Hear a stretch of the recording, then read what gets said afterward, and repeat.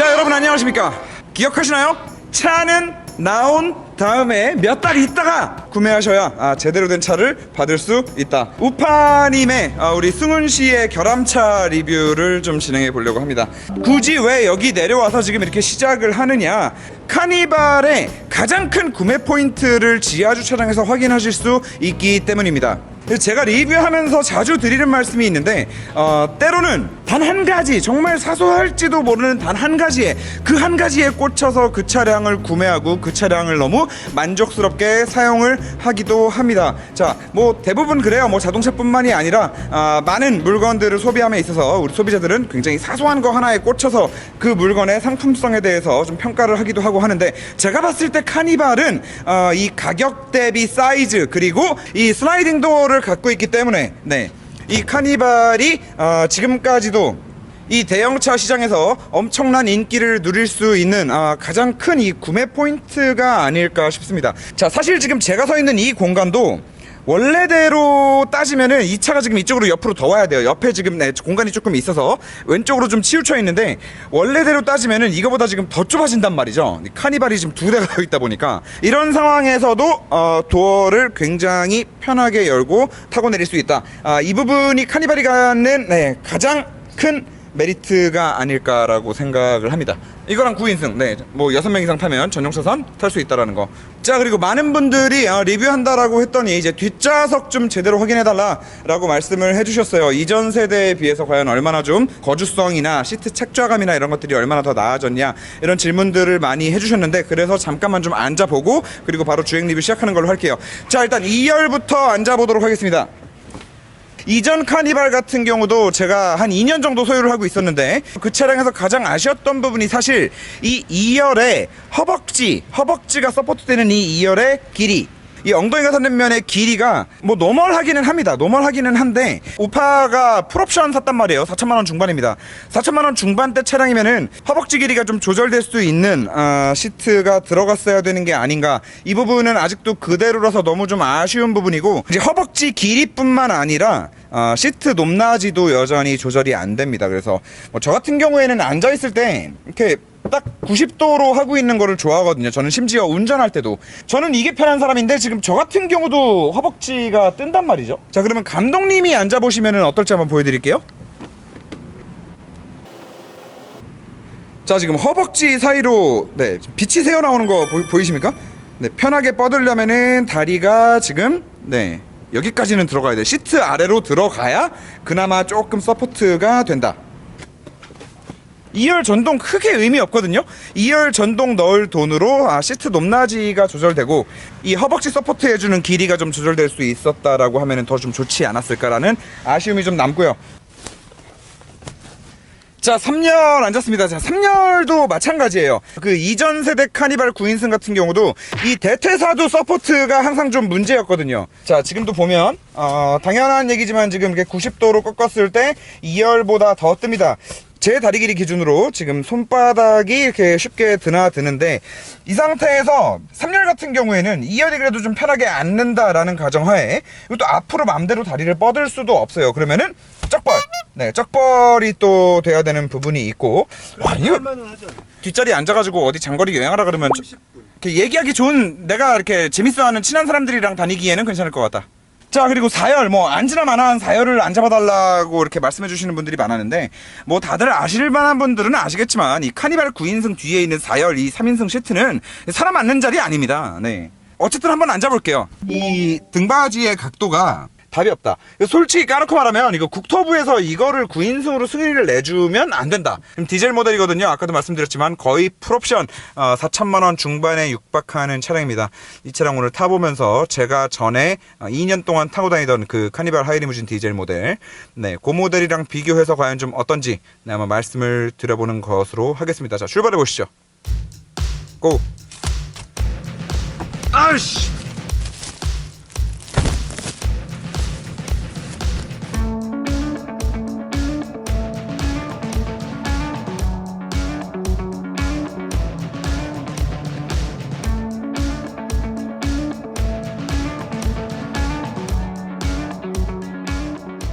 자, 여러분 주행 리뷰를 시작해 보도록 하겠습니다. 자, 제대로 시작하기 이전에 제가 우파 승훈 씨랑 함께 이제 영상을 찍어서 우파 채널에 영상이 하나 올라갔는데 그건 이제 살짝 좀 픽션이었고요.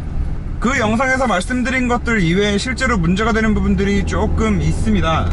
지금 이 차량 같은 경우에 저 트렁크, 테일게이트가 이제 조립되어 있는 상태가 좀 많이 불량해요. 자, 지금 보시는 바와 같이 이건 누가 봐도 한 대충 눈대중으로 봐도 한 5mm 정도는 아래로 쳐져 있다. 한쪽만. 지금 일각에서 이제 카니발 뒤에 이제 뭐 물 샌다 라는 얘기가 나오고 있는데 아무래도 저 트렁크 쪽에 조립이 좀 불량인 차량들이 조금 있지 않나. 뭐 이런 것들은 사실 차량의 그 본연이 가지고 있는 상품성이라고 말하기는 조금 뭐하지만 항상 말씀드리는 거, 현대기아차 차 잘 만들어 놓고 마지막에 그 QC 과정에서 이런 거 못 잡아내면 자꾸 인터넷에서 이렇게 까이는 거예요.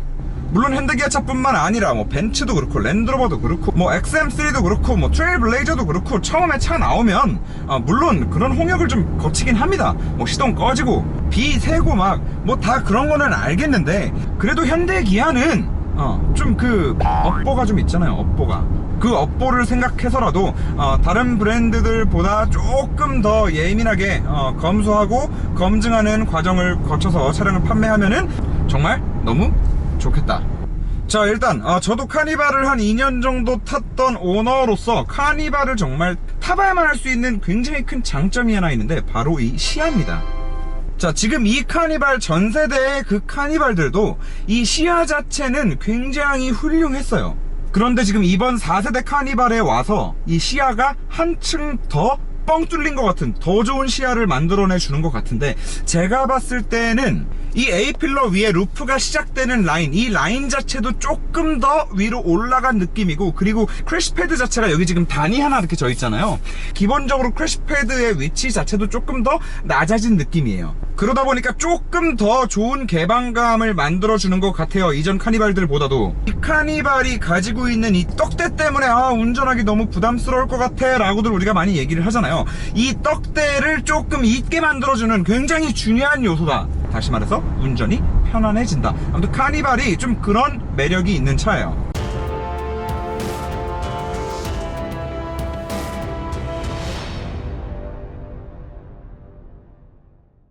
자, 그런 카니발이 이제 플랫폼이 바뀌었죠. 플랫폼이. 자, 엔진 뭐 똑같이 2.2 뭐 스마트 스트림 뭐 현대가 맨날 쓰던 그 R엔진 디젤 그 맨날 쓰던 사골 그거 아니야? 라고 말씀하시는 분들이 있으실 수 있겠지만 아닙니다. 분명히 많은 부분들에 있어서 업그레이드가 이루어진 엔진이고 대표적으로는 가뜩이나 시끄럽고 진동이 많은 디젤 엔진의 그 진동 소음을 한껏 더 펌핑해줬던 그 체인 타입의 타이밍 벨트를 이제 드디어 갖다 버리고 벨트 타입으로 바뀌었어요. 그리고 블럭도 바뀌었고 그 블럭 내에 뭐 실린더 코팅도 좀 해주고 디젤이니까 그 연료 압력이 항상 중요하잖아요. 얼마나 고압으로 쫙 쏴주냐. 바로 그 연료 압력도 더 업그레이드가 됐습니다. 그리고 이 플랫폼 같은 경우에는 이 소나타 때부터 여러분들 이제 많이들 말씀을 들어오셨던 그 N3 플랫폼이에요. 뭐 물론 신형 플랫폼이니까 뭐 강성도 더 좋아지고 모두 있고 이렇게 했겠다만 가장 핵심은 이제 저중심 설계. 자, 그래서 사실 저는 굉장히 크게 기대를 하고 지금 이 차량을 탔어요. 아까도 말씀드렸지만 제가 이 차량을 지금 살까 말까 고민 중이기도 하고. 그리고 물론 미션이 다르긴 하지만 지금 이 차량이랑 같은 베이스의 플랫폼을 사용하고 같은 엔진이 들어가 있는 소렌토, 산타페 페이스리프트 버전 둘 다 정말 너무나 만족스러웠거든요. 정말 너무나. 그래서 이전 세대 때 타고 다니던 그 카니발의 끔찍한 그 디젤 진동과 소음, 뭐 진짜 심한 차들은 공명음까지도 이어지는 그 악명 높은 디젤 엔진의 진동과 소음이 드디어 소렌토나 산타페처럼 없어졌겠구나. 얘도 이 플랫폼과 이 엔진이 만났으니까 라고 너무 기대를 하고 이 차를 탔는데 이게 웬걸? 자, 가속시 한번 들어보세요.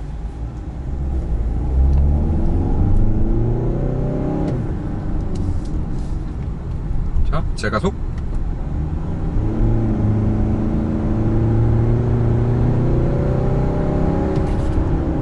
이 가속시의 실내로 들어오는 이 디젤 엔진 특유의 진동과 소음이 요 전세대 카니발에서 그렇게 너무 심하게 들어와가지고 너무너무 듣기가 싫었는데 새로운 엔진이 들어가고 그리고 플랫폼이 바뀌었음에도 불구하고 똑같다.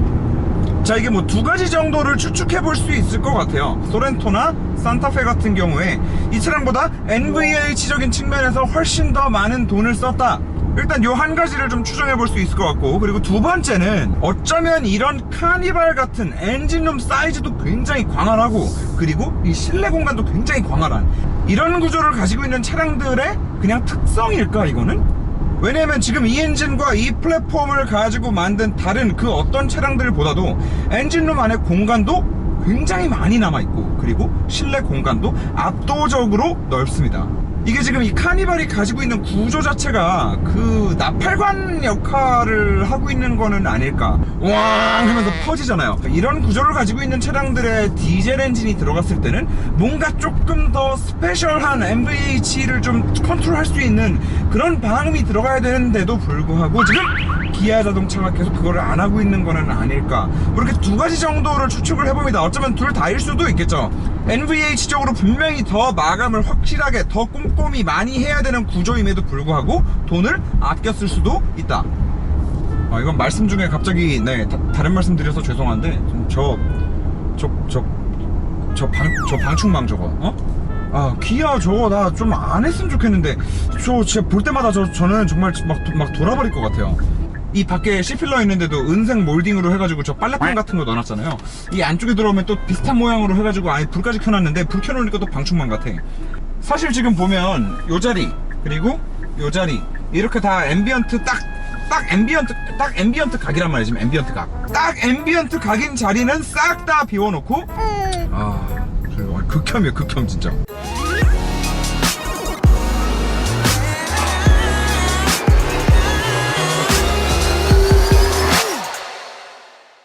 자, 아무튼 엔진 진동 소음 관련해서 계속 말씀을 좀 드려보면, 아이들 시에도 사실 마찬가지예요. 아이들 시에도 요 전세대랑 비교해서 똑같습니다. 낮은 모습이 전혀 느껴지지 않아요. 핸들로 타고 들어오는 진동, 엉덩이 그리고 이 시트 끝쪽에서 느껴지는 진동, 등을 대고 있으면 이 어깨 쪽이나 머리, 전세대랑 지금 다 비슷한 수준으로 소렌토나 산타페 이번에 신형 디젤 엔진의 그 아이들시의 진동 소음을 경험해 보신 분이라면 절대 그 같은 그레이드로 생각하시면은 큰일이 날 정도의 좀 얘는 진동과 소음이 많이 들어옵니다. 지금 뒷자리에서도 아이들시에 한번 앉아봤어요. 근데 뒤로 가면 갈수록 진동이 더 심하게 올라온다. 그래서 3열 같은 경우에 디젤 진동이 진짜 좀 많이 들어와요. 정말 많이 들어온다. 그래서 이 부분에 있어서는 꽝이다. 꽝. 앞에도 지금 USB 포트가 3개인데 다 A타입. 와, 인간적으로 이 중에 하나는 C타입 좀 박아줄 만도 한데.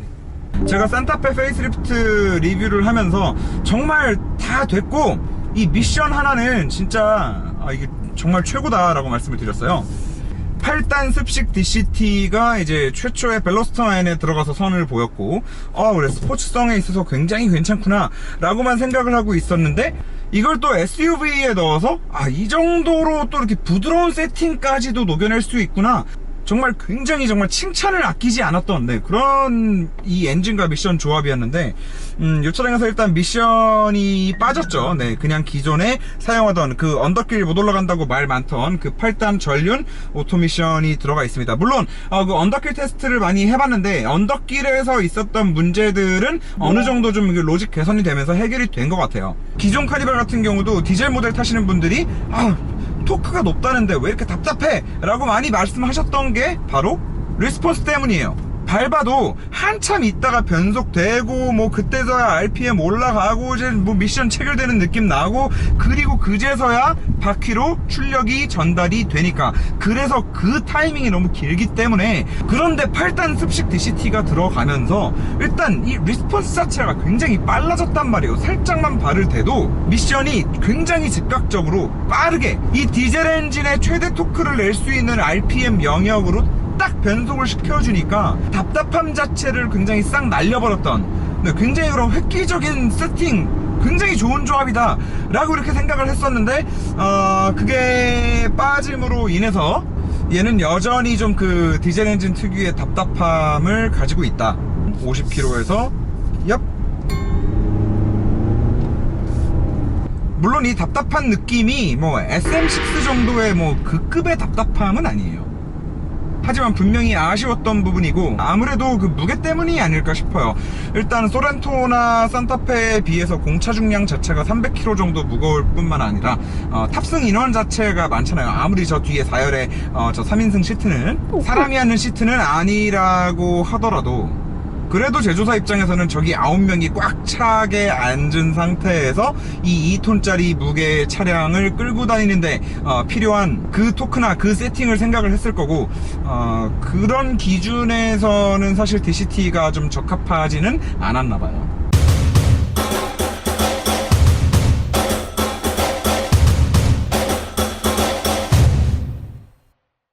자, 그러면 뭐 칭찬해줄 만한 부분은 없냐? 너 이 새끼 뭐 우파 차 가지고 왜 이렇게 후드로 까기만 하냐? 뭐 또 이렇게 말씀하실 수 있을 것 같기 때문에 네, 뭐 나머지도 계속 좀 말씀을 드려보면, 자, 주행보조장치 테스트 좀 하면서 말씀을 드리겠습니다. 기존 카니발 같은 경우에 코너 그냥 이렇게 쭉 감아 나가면은 정말 전혀 안정감이 없는 그런 느낌을 좀 많이 받았었는데, 플랫폼 바뀌고 나서 그 부분만큼은 정말 확실하게 좀 개선이 된 느낌이 듭니다. 물론 이게 지금 뭐 소나타나 K5 그리고 뭐 소렌토, 뭐 산타페 이 정도 급에서 느껴지던 와 그래도 현대차가 이 정도 고속 안정성이면은 대단한데? 라고 했던 뭐 그 정도의 느낌까지는 아니지만 이 차체 강성 자체가 많이 좋아졌구나 라는 거는 확실히 느껴지는 부분이고, 이게 단순히 서스펜션 세팅이 조금 더 하드해졌나 보다 라는 거랑은 별개로 분명히 이거는 플랫폼 자체가 바뀌면서 이 주행 질감 자체가 좀 많이 단단해졌구나, 분명히 좀 안정감이 생겼구나 라는 부분을 이제 분명히 느낄 수 있는 부분이 되겠습니다. 자, 주행보조장치 같은 경우에는 앞쪽에 레이더 하나, 카메라 하나, 이 센서 두 개, 카메라 센서 같은 경우에는 차선 정보 가지고 들어오고, 그리고 레이더 같은 경우에는 이제 전방에 있는 차량 정보 읽어드려서 그 두 정보 센서 퓨전해서 핸들 타각을 조정해주는 이런 주행보조장치가 들어가 있습니다. 뭐 사실 GV80처럼 이 코너 레이더까지 만약에 들어가 줬다 라고 하면은 차가 살짝 차선 앞으로 들어오기만 해도 먼저 차간 거리를 싹 벌려주는 이런 것까지 좀 디테일이 만들어졌으면 얼마나 좋았을까라는 아쉬움은 있지만, 일단 기존의 카니발 자체가 이 ADAS 자체가 거의 뭐 없었죠. 그러다가 이번에 이제 뭐 MDPS 컬럼식으로라도 넣어주면서 이렇게 센서들이 생겨서 반절 주행, 주행보조장치를 구현할 수 있게 해줬는데, 그냥 기본적으로 우리가 원래 알고 있던 현대차들이 가지고 있는 주행보조장치의 그 정도 성능이라고 보시면 될 것 같습니다. 센터 안정적으로 잘 유지해 주고요. 그리고 앞차가 이제 제동을 했을 때 브레이크를 얼마나 이제 스무스하게 밟으면서 이제 부드럽게 차간 거리를 유지해 주느냐에 있어서도 괜찮은 수준입니다. 그리고 제가 지금 그 전세대 카니발을 판지 이제 또 한 2년 정도가 돼가지고 이 시트 느낌까지는 잘 기억이 안 나는데, 어쨌든 지금 현재 판매되고 있는 요 급의 차량들 중에 SUV 차량들 산타페나 소렌토에 비한다면 이 앞좌석 시트의 착좌감은 조금 떨어진다. 그리고 이 조수석에 럼버 서포트를 또 안 넣어놨다. 제발 조수석에 타는 사람의 허리도 좀 소중하다라는 거를 기아자동차, 현대자동차 좀 이렇게 기억해 주시기 바랍니다. 제발 부탁드립니다. 이 차 가격이 4천만원 중반입니다. 팰리세이드도 그렇고 얘도 그렇고 모하비도 그렇고 조수석 럼버 서포트에 왜 이렇게 인색한지 모르겠다 진짜.